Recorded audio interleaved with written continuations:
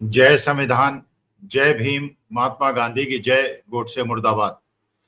देखिए, एक आशा बंधी है कि हमारा सनातन धर्म शायद बच जाए।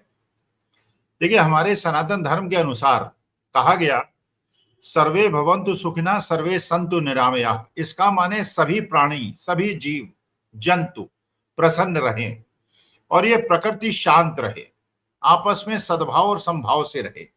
ये हमारी सनातन धर्म की मान्यता थी। हमारे सनातन धर्म की यह भी मान्यता थी कि पशुओं के प्रति, पक्षियों के प्रति दया भाव रखो और प्रेम भाव रखो। हमारी प्रकृति के प्रति हमारी जिम्मेदारी को समझाने के लिए भगवान श्री कृष्ण ने, आप लोग सब अवगत हैं, जो भी अपने को सनातनी कहते हैं, और आज सनातनी मूल्यों का ह्रास हो रहा है और कुछ लोग जो अपने को सनातनी कहते हैं, मैं जिनको फर्जी सनातनी मानता हूं, ढोंगी सनातनी मानता हूं, वो इस प्रकार के दुष्प्रचार में लगे हुए हैं जैसे प्रकृति में अधिकार केवल मानव जाति का है और बाकी जितने भी पशु पक्षी हैं उन्हें जीवन का अधिकार नहीं। आपको पता है भगवान श्री कृष्ण ने क्या कहा था? जब इंद्र ने अपनी शक्ति दिखाते हुए मथुरा की जनता से कहा कि मेरी पूजा करो, और ये बात जनता ने जाके भगवान कृष्ण ने बताई, तो उन्होंने कहा नहीं, कोई पूजा करने की आवश्यकता नहीं है, तुम पूजा जो है पशुओं की करो और गोबर की करो।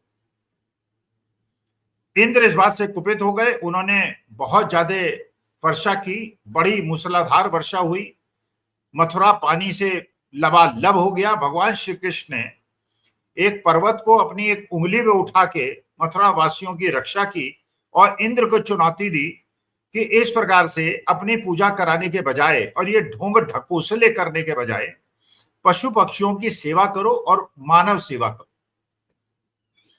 हमारे सनातन धर्म में यह भी कहा गया कि जब श्राद्ध होता है या रोजाना जितनी भी रोटियां बनाओ, उसमें पहली रोटी गाय की और अंतिम रोटी कुत्ते की। यह सनातन धर्म का आधार था। और आज भी गांवों के अंदर अगर आप जाएंगे और जो पुराने सनातन मूल्यों को मानने वाले अच्छे सनातनी हैं, उन मूल्यों का पालन करते हुए दिखेंगे। गाय को भी पहली रोटी खिलाते मिलेंगे, उनके लिए अलग रोटी बना के रख ली जाती है और एक रोटी बाद में रख ली जाती है तो कुत्ते को खिलाई जाती है, क्योंकि ये प्रकृति के रूप हैं। इस प्रकृति से खेलने का अधिकार किसी को नहीं। इसीलिए यह भी कहा गया, भगवान श्री कृष्ण ही द्वारा कहा गया और हमारे सनातन धर्म में माना गया कि हम लोगों का पुनर्जन्म होता है। बाकी धर्म वाले माने न माने, सनातन धर्म ये मानते हैं हमारा पुनर्जन्म होता है। और जो हम कर्म करते हैं या पूर्व जन्मों में जो हमने कर्म किए हैं, उसका फल इस जन्म में मिलता है और इस जन्म में जो हम कर रहे हैं इसका फल हमको अगले जन्म में मिलेगा। ये हमें सनातन धर्म में सिखाया गया। और तभी हमको ये सिखाया गया कि पक्षियों को दाना डालो, जानवरों को भोजन कराओ, और ये जानवर जो हैं, जो बेचारे बोल नहीं सकते, ये तुम्हारे हाथों से खिलाए हुए अन्न से ही अपना पेट भरते हैं, लेकिन ये भी अपने जो कर्तव्य हैं उस रोटी के बदले पूरा करते हैं। गाय को आप अनाज खिलाते हैं, वो दूध देती है। बैल अगर आप उसको खाना खिलाते हैं, ये आपके खेत जोतता है। पहले जोतता था, कम हो गया, लेकिन अभी भी जोतता है। सांड जो है, जो बैल है, वो आपके भगवान शिव की सवारी है।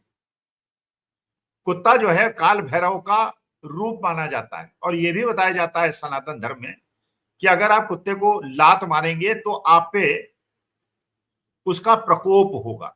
ये अच्छे सनातनी मानते हैं। श्राद्ध में जो हमारे सनातन धर्म में होता है, मृत्यु के बाद बच्चे कराते हैं, उसमें भी कुत्ते, कौवे और गाय को भोजन करने का प्रावधान है। ये सनातन धर्म की सीख है। कुछ लोगों ने बड़ी चिंता व्यक्त की, कुत्ते उन्हें काट लेते हैं। हाँ, कुत्ते काट लेते हैं। अगर 1 लाख कुत्ते हैं तो हो सकता है उसमें 2000 कुत्ते काटते हो। 2000 जो कुत्ते काटते हैं उसमें हो सकता है 2 कुत्तों से काटे हुए रेबीज हो जाती हो। अच्छा, कुत्ता अपने आप तो रेबीज लेके आता नहीं, उसको एक इन्फेक्शन होता है, एक वायरस होता है, और उस वायरस को वो चाहता नहीं है उसके शरीर में आ जाए, लेकिन आ जाता है और वो खुद पीड़ा में होता है, खुद दर्द में होता है, और उस समय अगर उसको छेड़ा जाए वो काट लेता है। लेकिन उसके बावजूद अगर आप बच सकते हैं, अगर आप हॉस्पिटल में जाके एंटी रेबीज का वैक्सीनेशन करा लें या कुत्तों का वैक्सीनेशन करा दें। लेकिन जो सरकार का काम था, जिसका मैंडेट उसको दिया गया था कि वो वैक्सीनेशन कराए और स्टेरिलाइजेशन कराए कुत्तों का, वो उसने किया नहीं और उसका दंड कुत्तों को दे दिया। अब माननीय सुप्रीम कोर्ट का निर्णय हुआ, जितने भी आवारा कुत्ते हैं एनसीआर में, दिल्ली में, इनको बाहर निकाला जाए। तो बाहर कहाँ निकाल के ले जाएंगे? मेरठ मुजफ्फरनगर ले जाएंगे, सोनीपत ले जाएंगे, पानीपत ले जाएंगे, कहां ले जाएंगे? शेल्टर होम्स है नहीं, बनाने में हजारों करोड़ों रुपए का खर्चा आएगा, जमीन चाहिए, उनको खिलाने के लिए लोग चाहिए, वेट्स चाहिए, कहां से आएंगे? लेकिन नहीं, आदेश हो गया।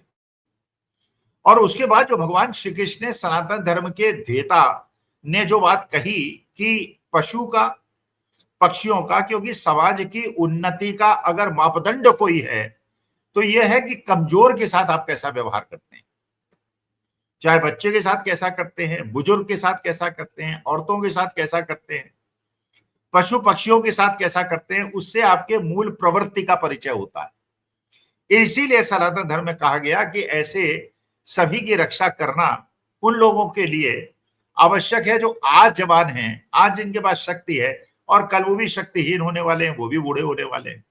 लेकिन अगर अपने से कमजोर को, बच्चे को, बूढ़े को, औरत को, जानवर को अगर आप उत्पीड़न देते हैं तो आप सनातन धर्मी नहीं है। अच्छा, ये बात सच है कि कुत्ते काटते हैं, लेकिन ये भी बात बिल्कुल सच है कि आदमी दूसरे आदमी को मारता है। जितने शायद कुत्ते काटने की घटनाएं होती हैं, उतनी मर्डर और रेप्स की घटनाएं भी होती हैं।